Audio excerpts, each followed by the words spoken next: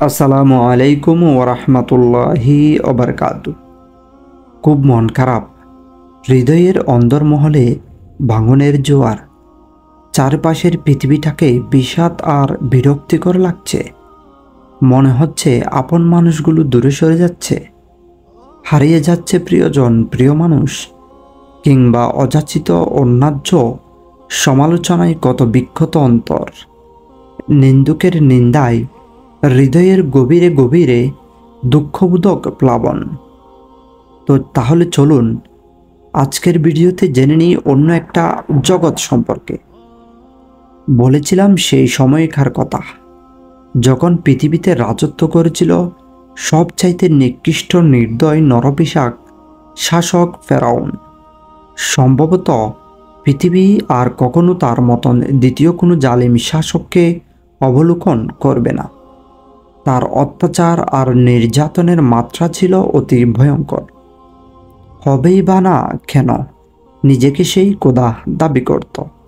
খোদার শান, মান আর মর্যাদার আসনে কল্পনা করে সে নিজেকে জগতের একছত্র অধিপতি ধরে নিত।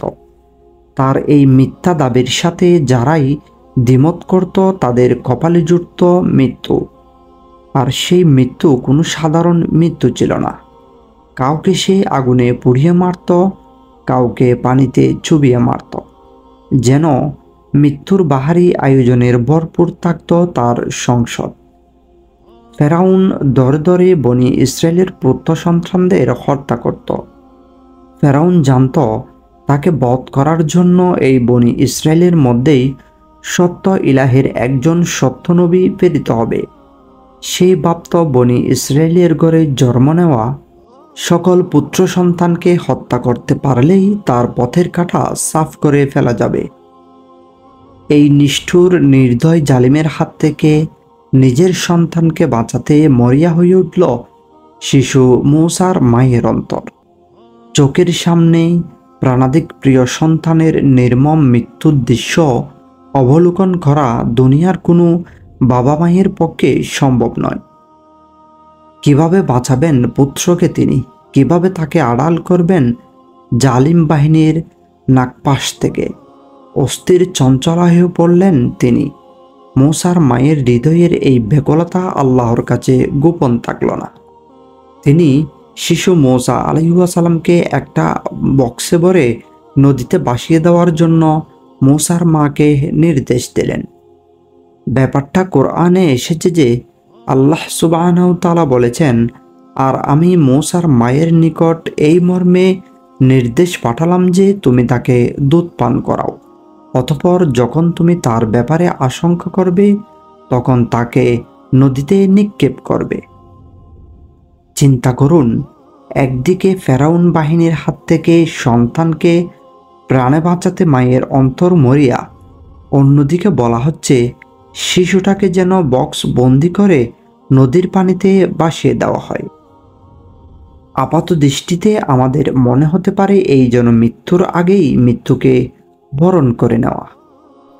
ভাঙার বাঘের বয়ে জলের কুমিরের সামনে সন্তানকে ঠেলে দেওয়ার মতন ব্যাপার আমার এবং আপনার মানে যেই ভাবনা উদয় হচ্ছে, তা কি সেই মূসা আলাইহিস সালামের মায়ের মনেও উদয় হয়নি? হ্যাঁ, অবশ্যই হয়েছে। তবে তার মনের সেই ভীতি, সেই ভয়, সেই সন্দেহ তখনই দূর হয়ে গেল যখন তিনি আল্লাহর কাছ থেকে আশার বাণী শুনতে পেলেন। সুমহান আল্লাহ বলেন, আর একদম ভয় করবে না এবং চিন্তাও করবে না। নিশ্চয় আমি তোমার সন্তানকে তোমার নিকট ফিরিয়ে দেব এবং তাকে রসুলদের অন্তর্ভুক্ত করব। ওই জায়গায় আমি কিংবা আপনি হলে যে ভয় এবং যে ভীতি আমাদের অন্তরকে আষ্টেপৃষ্ঠে ধরত, একই ভয় মূসা আলাইহিস সালামের মায়ের মনেও জেঁকে বসেছিল। তবে তিনি হতদম্য হয়ে যাননি, আশা ছেড়ে দেননি। তিনি চোখ মুখ বন্ধ করে এমন এক সত্তার উপর ভরসা করেছিলেন যার দেওয়া আশা কখনো মিথ্যা হয় না, যিনি কখনো প্রতিশ্রুতি ভঙ্গ করেন না। এরপর ফলাফল কি হলো তা আমরা সকলেই জানি। মূসা আলাইহিস সালামকে আল্লাহ সুবহানাহু তাআলা রক্ষা করেছিলেন। কেবল রক্ষাই করেননি, যে শত্রুহন্য হয়ে তাকে হত্যা করার জন্য ওঁত পেতে বসেছিল, সেই শত্রুর অন্দরমহলেই শিশু মূসা আলাইহিসসালামকে আল্লাহ তাআলা বড় করে তুলেছেন। এই পরিকল্পনাটি কার ছিল?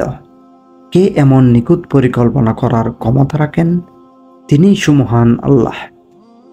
তারা চক্রান্ত করে আর আল্লাহ কৌশল করেন। নিশ্চয় আল্লাহ সর্বশ্রেষ্ঠ কৌশলী। আমরা ইয়াকুব আলাইহিসসালামের ঘটনাও স্মরণ করতে পারি। শিশু ইউসুফ আলাইহিসসালাম ছিলেন পিতা ইয়াকুব আলাইহিসসালামের সবচেয়ে প্রিয় সন্তান। ইউসুফের প্রতি পিতা ইয়াকুব আলাইহিসসালামের এই অবর্ণনীয় ভালোবাসাকে কোনোভাবে মেনে নিতে পারেনি তার অন্য সহোদরেরা। হিংসার বর্ষবর্তী হয়ে কেলার নাম করে তারা ছোট্ট ইউসুফকে ফেলে দেয় এক অন্ধকার কূপের মধ্যে। পিতা ইয়াকুব আলাইহিসসালামের কাছে এসে তারা খুব সুন্দর কাহিনী ফেঁদে বসল। বলল, বাবা, কেলার মাঠ থেকে ইউসুফকে বাঘ খেয়ে ফেলছে। ইয়াকুব আলাইহিসসালাম জানতেন যে তার ছেলেরা তার কাছে এসে মিথ্যা কথা বলছে। তিনি এটাও জানতেন যে তারা নিশ্চিত ইউসুফের কোনো ক্ষতি করে বসেছে। এত সত্ত্বেও তিনি কোনো প্রতিশোধ গ্রহণ করলেন না। রণাধিক প্রিয় সন্তানকে হারানোর বেদনায় মাথা চাপড়িয়ে অজ্ঞান হয়ে গেলেন না। এমনকি ছেলেদের তিনি কোনো কটুকথা, কোনো হুমকি ধুমকি পর্যন্ত দিলেন না। তিনি কি বলেছিলেন জানেন? কোরআনে এসেছে, সুতরাং আমার করণীয় হচ্ছে সুন্দর এবং সুস্থিরভাবে ধৈর্য ধারণ করা। আর তোমরা আমার কাছে যা বর্ণনা করছ সেই বিষয়ে আল্লাহ হলেন আমার একমাত্র সাহায্যদাতা। আল্লাহর উপর ভরসার পারদ কতটা উঁচুতে থাকলে এমন মুহূর্তে একজন বাবা এই রকম কথা বলতে পারে, এভাবেই ধৈর্যের চরম পরীক্ষা দিতে পারে। আর সেই ধৈর্যের বিনিময়ে কতটা বিশাল ছিল তা তো আমরা সবাই জানি। ইউসুফ আলাইহিসসালামকে পরবর্তীকালে আল্লাহ সুবহানাহু ওয়া তাআলা মিশরের অধিষ্ঠিত করেন রাজার বিশ্বস্ত লোক হিসেবে। যে ভাইগুলো তার সাথে শত্রুতা করে একদিন তাকে কূপে ফেলে দিয়েছিল, তাদেরকে তিনি তার পায়ের কাছে এনে ফেলেছিলেন। তিনি ইয়াকুব আলাইহিসসালামের কাছে ফিরিয়ে দিয়েছিলেন প্রিয়তম পুত্র ইউসুফকে, আর ইউসুফ আলাইহিসসালামের কাছে ফিরিয়ে দিয়েছিলেন প্রিয়তম পিতাকে।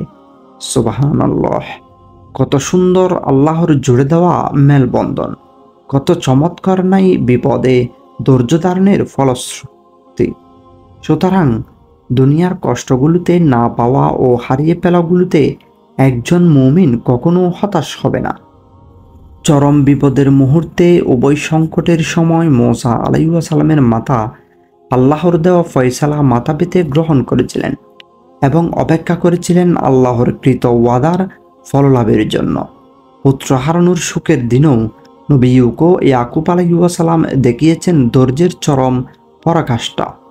আল্লাহ তাদের কাউকে হতাশ করেননি। আন্তরিক সবর এবং আল্লাহর উপর তাওয়াক্কুল তথা ভরসা করার জন্য আল্লাহ তাদের উত্তম বিনিময় প্রদান করেছিলেন। মূসা আলাইহিসসালামের মাতার যিনি রব, তিনি আপনারও রব, আমারও রব।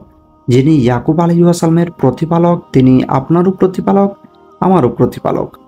মূসার মাথা যার উপরে ভরসা করেছিলেন, আপনিও তার উপর ভরসা করুন। ইয়াকুব আলাইহিসসালামের ভরসার কেন্দ্রবিন্দু যেখানে, আপনিও ঠিক সেই জায়গায় আপনার সমস্ত আশা আর ভরসাকে সমর্পণ করুন।